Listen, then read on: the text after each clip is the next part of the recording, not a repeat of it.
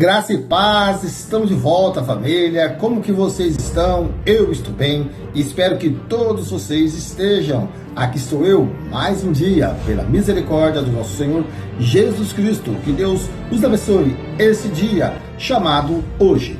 Sejam todos bem-vindos ao canal Arrependa-se. O meu nome é Fábio Santos.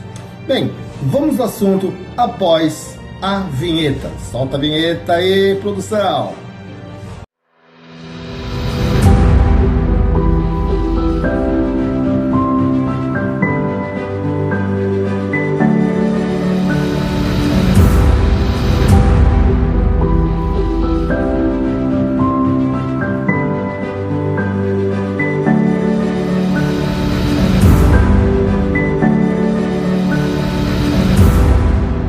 Então, família, no vídeo de hoje, nós iremos ver uma situação inusitada, né? O bicho pegou, o fogo ali ficou, o debate foi bem acirrado entre o pastor César Cavalcante, que confrontou o pastor gay, e o mesmo passa vergonha ao debater com o César Cavalcante, falando sobre a teologia inclusiva.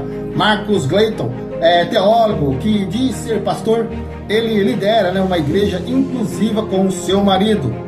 O mesmo passou vergonha, não soube se explicar, se bananou todo, né? No programa Soltando o Verbo do pastor César Cavalcante, ao tentar defender, né? Tentar justificar que a teologia inclusiva é bíblica. Acompanhe comigo esse debate. Jesus Cristo disse o seguinte: existem eunucos, e aí ele está referindo-se exatamente ao versículo 11, aqueles que ficam sem casar, que são assim de nascença, outros foram feitos eunucos pelos homens, e outros que a si mesmos se fizeram eunucos por causa do reino de Deus, ou seja, decidiram ficar sozinhos por causa do reino de Deus. Esse é o terceiro tipo de eunuco, né? E aí nós... Não, os três estão aqui.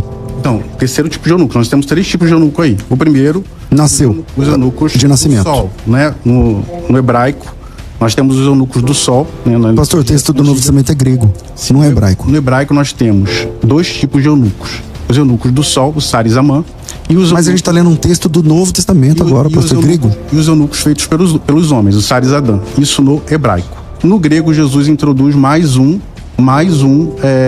terminologia, que são aqueles que se fizeram assim por causa do reino de Deus. E aí vamos voltar lá nos Sarizamã, né, que são os eunucos do sol. Eunucos desde que viram o sol, desde que nasceram. Quem seriam esses eunucos? Pastor, me apresenta, já que é assim, o texto de Mateus vamos lá. Assim. Aí eu vou falar. É difícil, porque assim, o senhor apresenta um texto de outro, não tem nada a ver. Então vamos lá. O senhor está falando de negócio de eunucos que viram pro sol, não sei o que lá. Ok. Isso é hebraico. Vamos lá. Ok. Cultura hebraica. Ok. Você sabe. Ok, hebraico. Me apresenta o texto. Sarizamã e o Sarizadã. Ok, me apresenta o texto. Isso é da cultura hebraica. Sarizamã, você estudar sobre os eunucos. Ok, me apresenta o texto. Qual é o texto, pastor? Versículo. Não é teologia que o senhor ensina? Mateus, então, versículo. Vamos lá, Mateus 19. Temos os três tipos de eunucos aí. Então, Mateus 19 não é hebraico, pastor.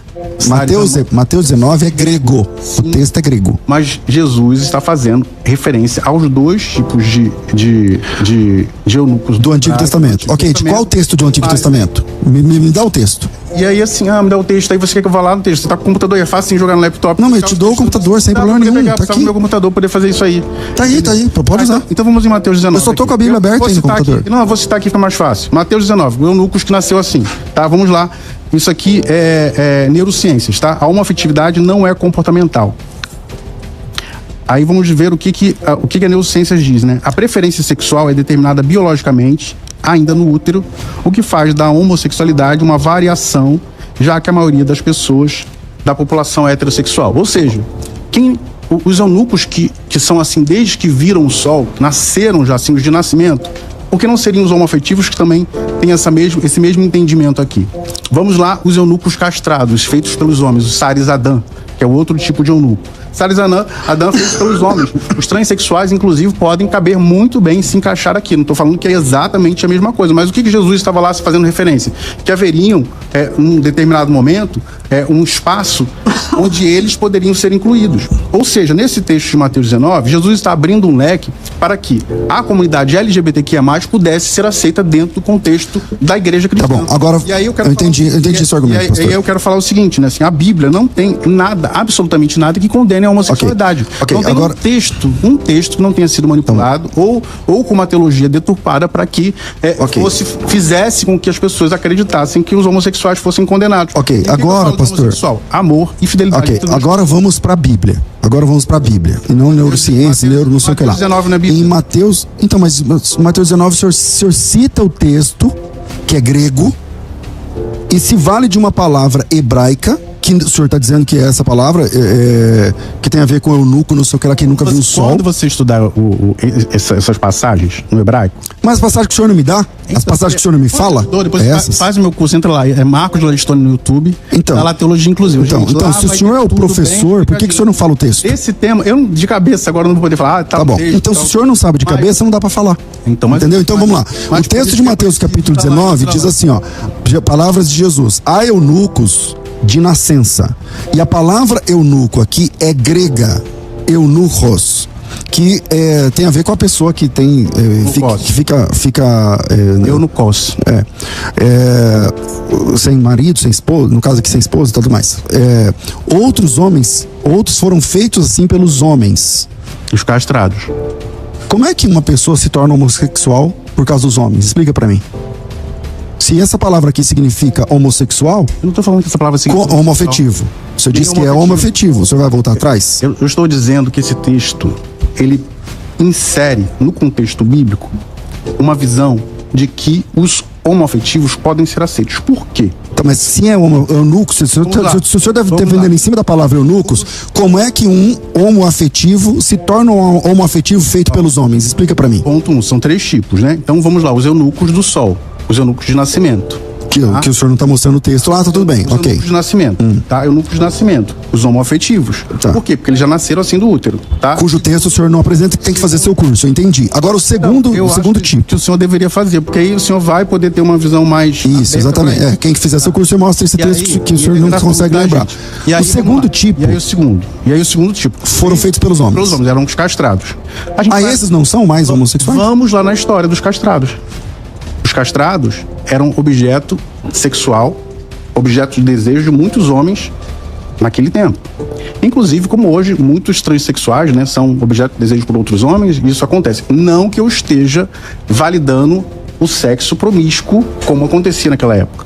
Mas, olha a ótica de Jesus. Vamos hoje, né? Então, o transexual vive uma história de exclusão, Não, pastor, vamos pro texto aqui. Vamos pro texto, porque tá terminando o tempo, e aí vai parecer que o argumento... o senhor não tá tendo argumento. Assim, ó, tem 3 tipos de eunucos aqui. Eunucos do... Eu falei do segundo. O senhor tá dizendo que esse eunuco aqui significa o homoafetivo. Eu tô dizendo, me mostra o texto. Não tem que fazer seu curso. Ok, eu não tenho interesse agora, mas tudo bem. Tá, agora no segundo tipo, estudado mesmo, você teria visto, saberia. Isso é rápido. Então, eu não estudei. O senhor pode me apresentar o texto do seu curso? Não tem. O senhor não sabe o texto. Eu tenho aqui, então tá bom. Quer que eu pegue o dicionário bíblico que a gente tem isso aqui? Por favor. Enquanto o senhor acha aí, vamos lá. O segundo texto, o segundo eunuco, tipo de eunuco, é aqueles que se fizeram eunucos pelos homens. Então quer dizer que um homem pode transformar o outro homem em homoafetivo, meu Deus do céu. Neemias, Daniel. Entendeu? Então o senhor está dizendo que um homem pode fazer o outro virar um homoafetivo? Não estou falando isso. Então desmonta seu argumento, meu amigo. Os transexuais nem sempre são homoafetivos. Tá, o terceiro é aquele que se torna homoafetivo por causa do reino de Deus? Agora você pulou, né? Vamos lá pro segundo. Eu só pulei porque o senhor não tem o argumento do segundo, o senhor tem que fazer seu curso, não sei o quê. Não, nem todo transexual ele é homoafetivo, tá? O transexual ele pode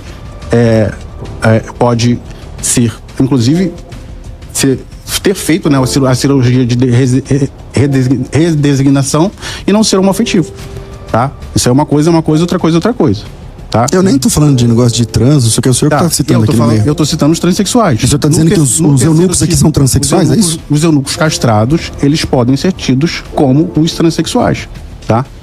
Isso, para mim, fica muito claro, exatamente porque eram pessoas que tinham a genitália retirada, enfim, como hoje também tem, viviam práticas sexuais com senhores, não é? Então, é muito comum isso. Então, Jesus está abrindo o leque aqui para poder acolher esses daí, que são os transexuais. E alguns se tornam trans por causa do reino de Deus também. Não.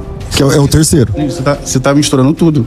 São 3 tipos aí. Eu que tô misturando? Você está misturando tudo. Tá certo. Tá, vamos lá. O primeiro tipo, vou citar de novo. O primeiro tipo, os homoafetivos. Tá? Nasceram assim. Segundo tipo, podem ser os transexuais. Eu não tô falando que são. Podem ser, dá ali a margem para Jesus dizer assim, olha, eu tô colocando isso aqui para que lá no futuro vocês possam incluir os LGBTQIA+.